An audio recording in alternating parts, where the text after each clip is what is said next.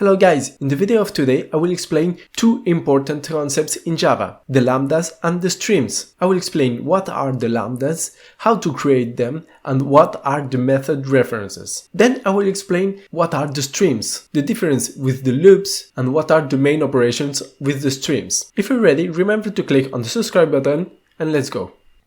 This video belongs to a playlist of Java for beginners. You can follow the video with the same project I'm using with a link in the video's description. To define a lambda, let's start with a method definition.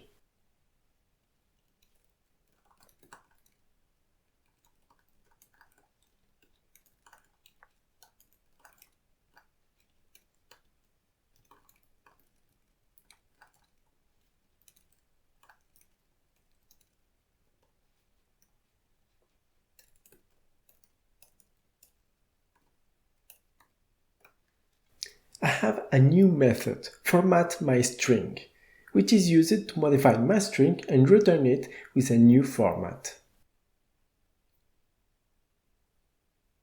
Let's create another method.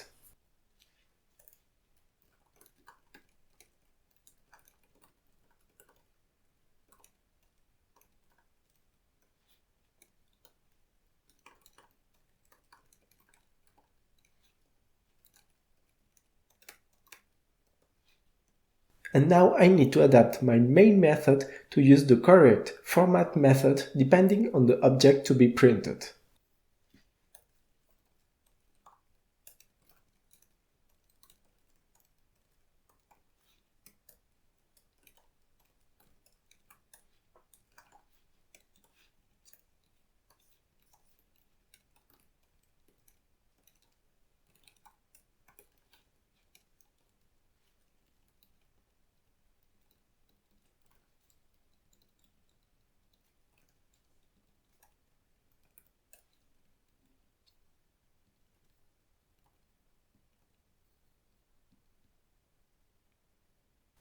This works pretty fine. I've changed it from string to object to avoid cast operations and some further compatibility issues. Nevertheless, I have the system out println repeated 2 times. Instead of performing operations at each if-else clause, let's store into a variable the method to be used. I will use the method reference.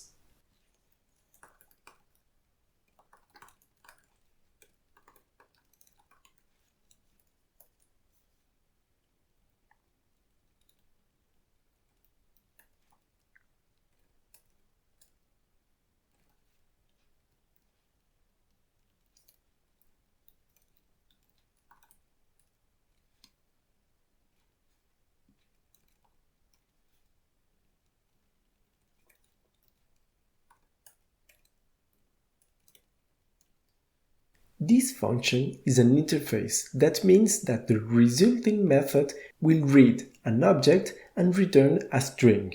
It's an interface. Nothing will be behind by default. What will be executed is the method I've stored in the if-else clause. Here is the method reference. I've specified the class name, 4 points, and the name of the method. This way I store in the function variable, in the formatter variable, the reference to one of those methods. The method will only be executed when I call the apply. Until then, it's just a pointer. The method reference is very useful when I reference a method which is quite large. This is not my case. Each method has only one line. For that, I can describe the behavior of the method directly while assigning it into the formatter variable.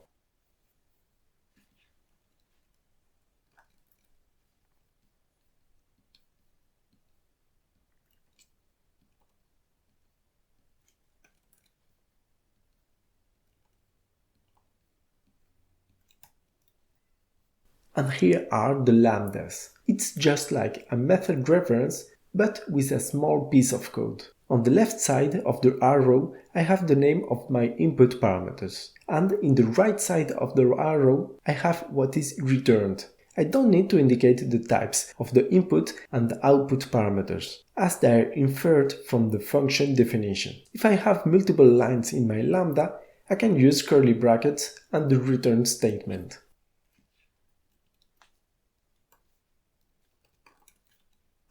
Basically, the lambdas are method references, but to methods that are declared inline. The lambdas are called functions, with the input parameters and output parameters. But what about methods which have no input parameters, or methods which have no output parameters? When I have no input parameter, it's called a supplier. In the diamond operator, I indicate only the output type. And when I have no output parameter, it's called a consumer, where I indicate the input type. Okay, watch the video again until here, to make sure this concept is understood. The lambdas are very important in Java. That's a point that is always asked in professional interviews. If you want to practice, you can find below some exercises. Read the assignments, write what's asked, and run the unit test to validate what you have written like that.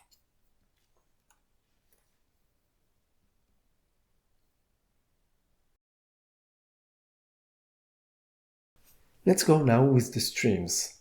But before going with the streams, let's start with the for loop. I have a big file with some text. Each line contains a review. I want to know the average of words per line.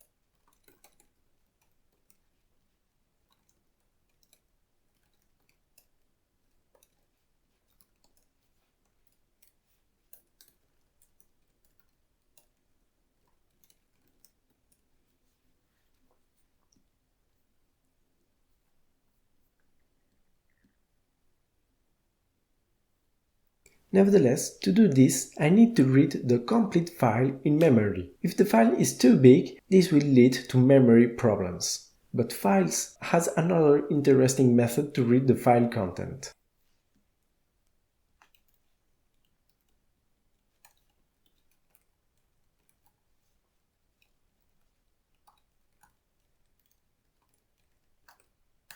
A stream is a flow of data. It only keeps in memory the current line. Let's see how to read a stream. Let's try to obtain the average of words per line as before.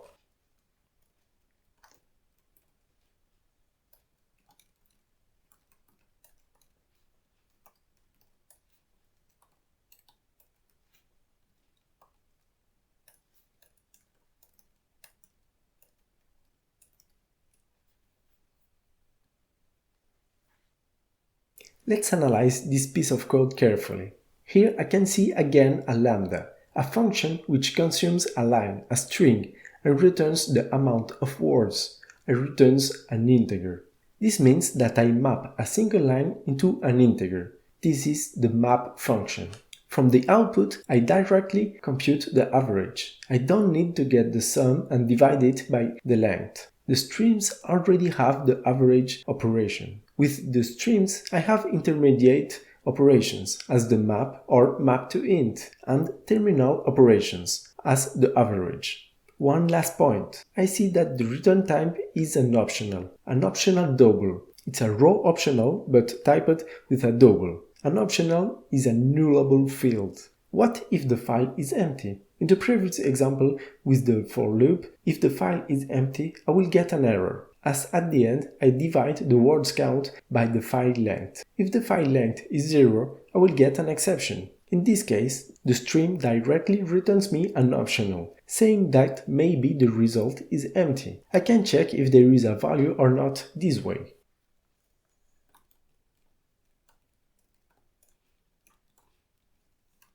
Let's continue a little bit more with the streams.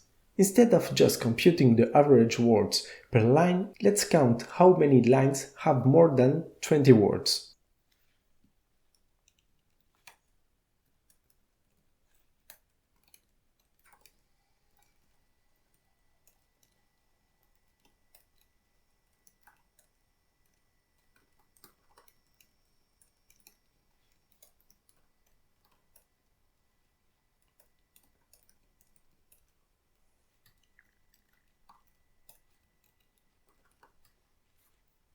I've used a new intermediary operation, the filter operation.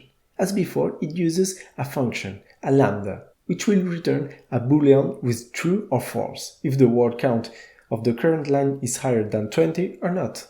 And I've modified the terminal operation with the count method. This time, the return value is a long and not an optional, because if the file is empty, the result will be 0 and not null or an exception. So no need to box it into an optional.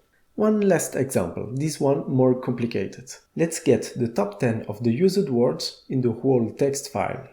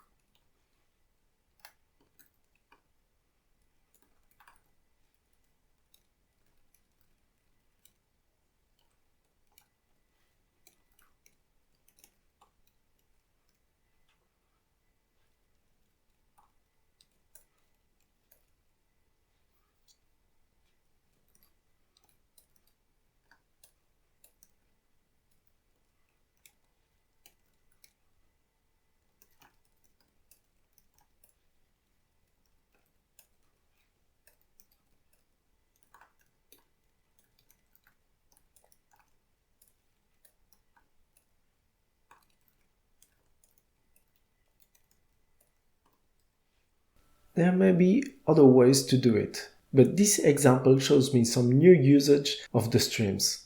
First, I use a flat map. Instead of converting a line into a number as before, I'm converting a line into a stream of words. I'm increasing the items present in the stream. With this result, I will collect the words into a map. To obtain the map, I indicate that the key will be the item itself, the identity. Then the initial value of the map will be 1. And when I have again the same word, I sum both values. This creates a count. As a result, I will have a map with the word in the keys and a count in the values. Okay, until now, go back 20 seconds and watch again if you're unsure.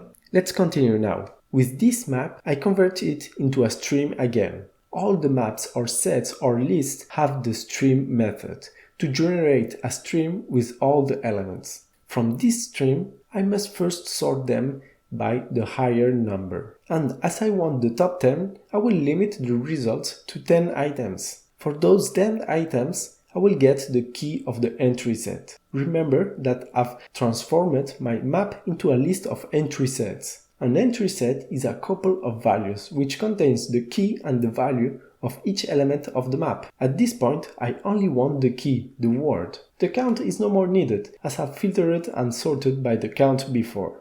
Last line, a termination line for each. For each element, I perform an action with no output. This is a consumer. For each item, I will just print it.